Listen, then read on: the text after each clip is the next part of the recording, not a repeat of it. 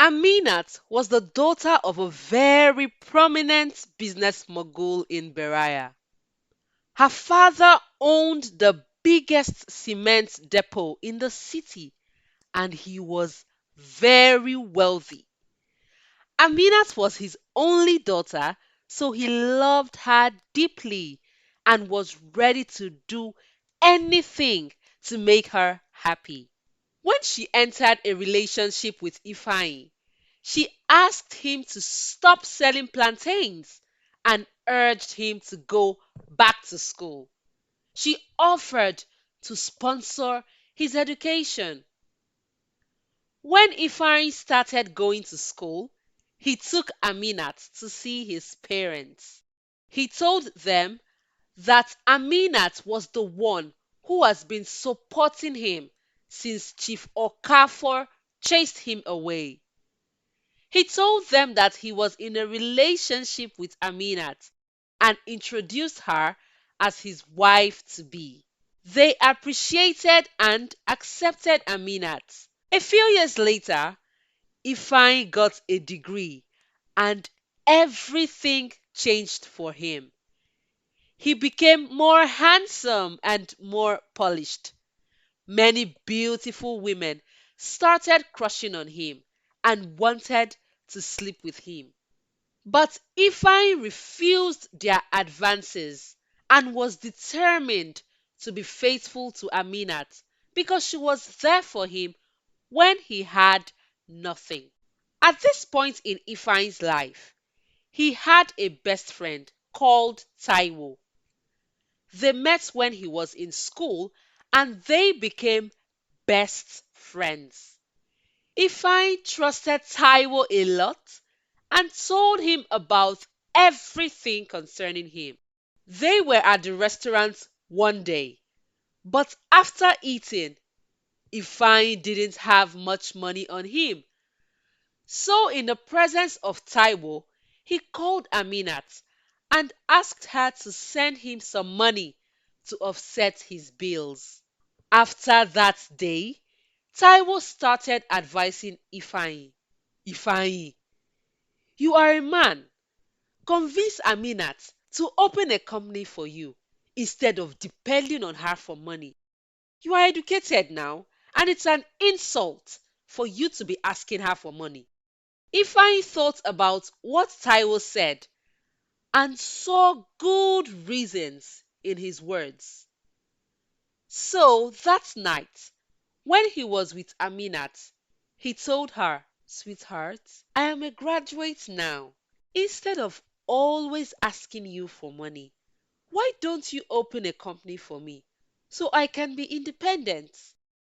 Aminat, whatever is mine is yours. But if that's what you want, then there's no problem at all. Aminat loved Ifeanyi so much that she opened a company for him in her name. Ifeanyi's company blossomed in a short while and he started making good money. He sent money to his parents often and built a new house for them in the village. One day, his parents called him to return to the village because they had something very important to discuss with him. When he arrived at the village, his mother told him that she wants him to get married to her best friend's daughter called Neka. But Ifeanyi refused.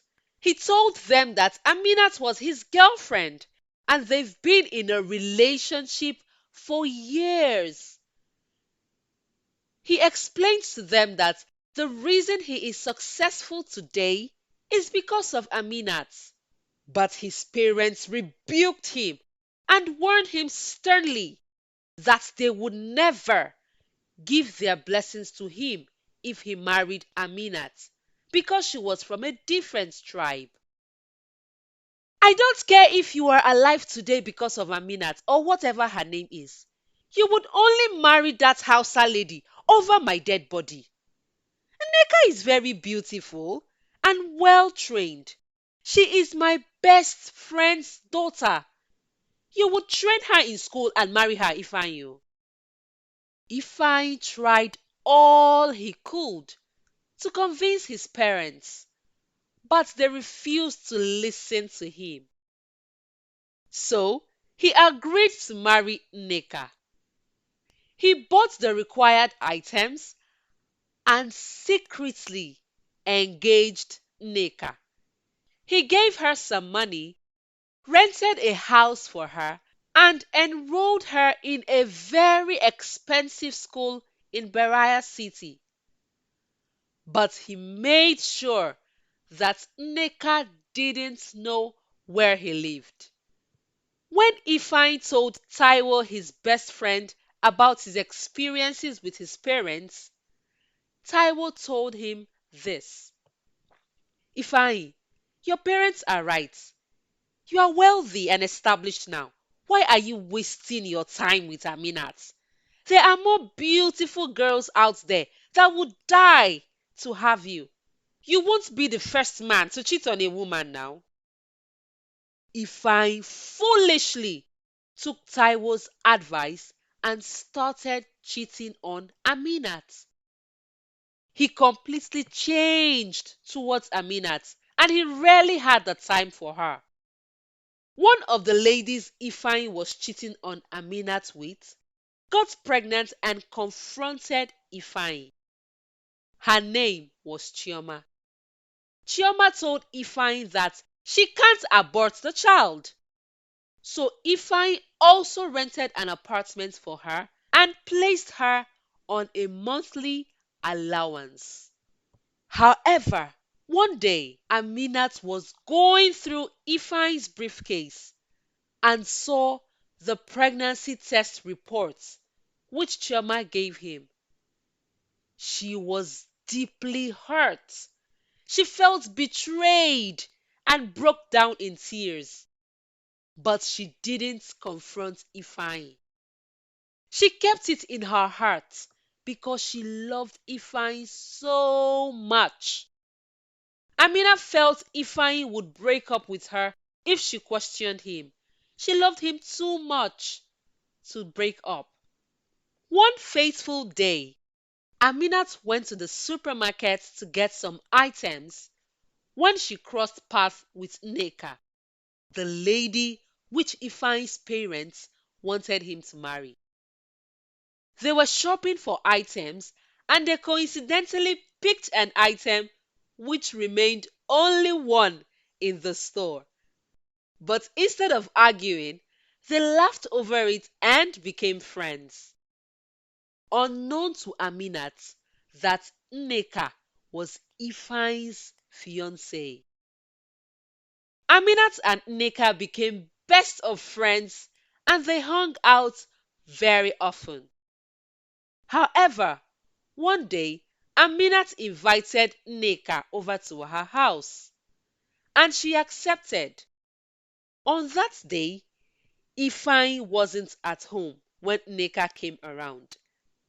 Aminat welcomed her in, and to Nneka's greatest surprise, she saw Ifeanyi's pictures on the walls of the living room. Nneka was shocked. She pointed at Ifeanyi's pictures and asked Aminat, Aminat, is this your house? Who is it to you? Why is his picture on your wall? Why? Do you know him? Of course I do. That's Ifeanyi, my fiance, the man I would be getting married to when I finish my education. Aminat couldn't believe her ears. Aminat knew that Ifeanyi got someone pregnant, but she didn't know Ifeanyi was engaged. Aminat felt very heartbroken, but she doubted Nneka, and so she called Ifeanyi to come home. When Ifeanyi arrived, he was speechless. He didn't know what to say. Aminat insisted that they should go to the village and see his parents.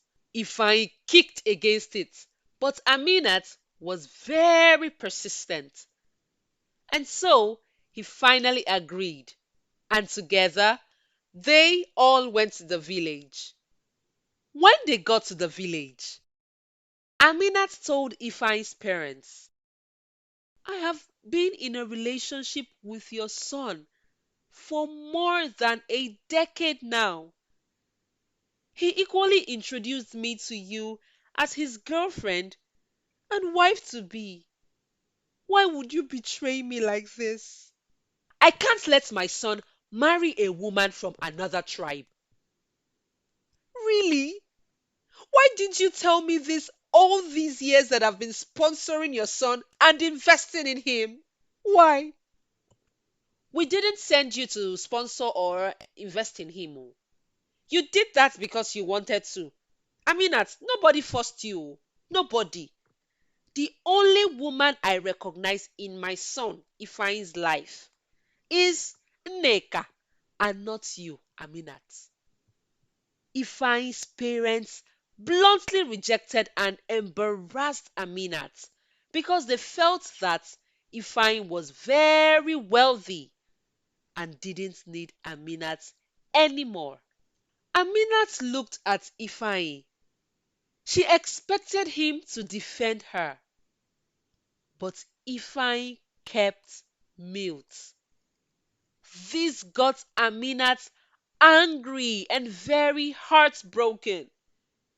She returned to the city and cried her eyes out.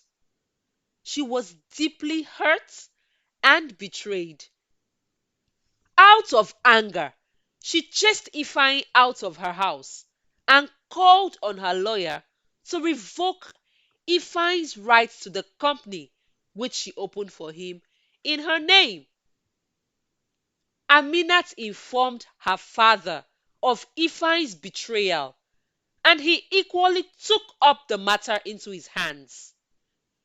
He made sure that all the prominent clients which Ifeanyi had accumulated over the years stopped supporting him. Ifeanyi went out of business and didn't have enough funds to start up another business. So he sold all the secrets and hidden properties he had to start a new company. But all the money he invested went down the drain because no one wanted to support him. When Nneka finished her education, she dumped Ifeanyi and married someone else because Ifeanyi was no longer wealthy. Chioma gave birth to a bouncing baby boy, but she was a gold digger. Despite the fact that she knew that Ifeanyi had no money anymore, she took him to court over child support. The court ordered Ifeanyi to pay Chioma an outrageous sum of money as settlement if he wanted to continue having access to his child.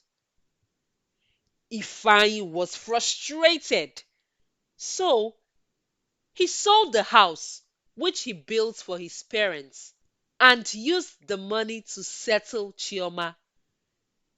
His parents moved to a very small house and started living in poverty. Chioma processed her passport and visa with the money which Ifeanyi settled her with and traveled out of the country with her son. When things were very difficult for Ifeanyi, he went to meet Taiwo, his best friend, for assistance. But Taiwo turned him down. Ifeanyi, you are a very foolish man. How can you bite the fingers that fed you? You are very ungrateful. If you could do that to Aminat, Ifeanyi, I'm sure you would do worse to me. Please leave my house. Ifeanyi looked at Taiwo in disbelief. He couldn't believe that the same friend whose advice led him astray is also putting all the blame on him. He regretted ever listening to Taiwo. After some months of hopelessness, Ifeanyi visited his old colleagues who were selling plantains by the road, but they refused to give him an audience.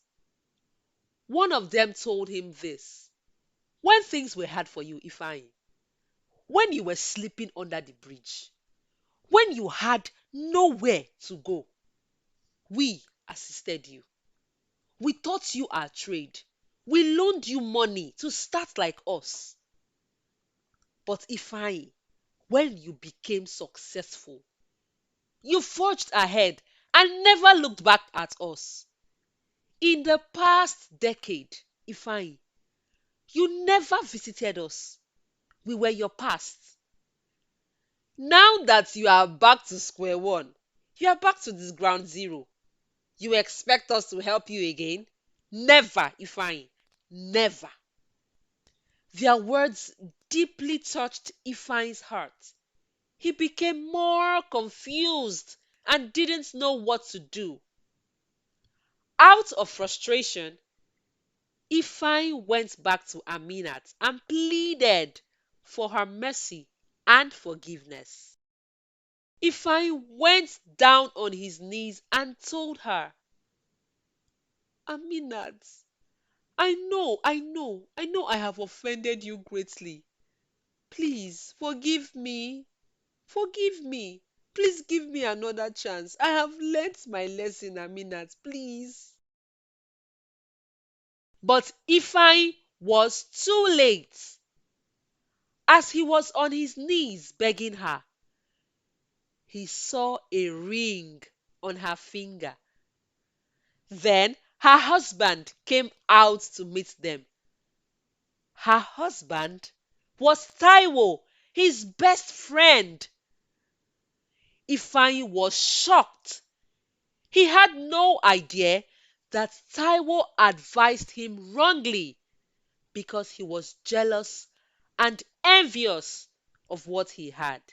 Taiwo advised him to cheat on Aminat because he knew it would destroy their relationship. Taiwo wanted to steal Aminat from Ifeanyi, but Ifeanyi was too foolish to realize this. Aminat told Ifeanyi that she has forgiven him, but she cannot help him anymore. Taiwo called on security to send Ifeanyi out of their house.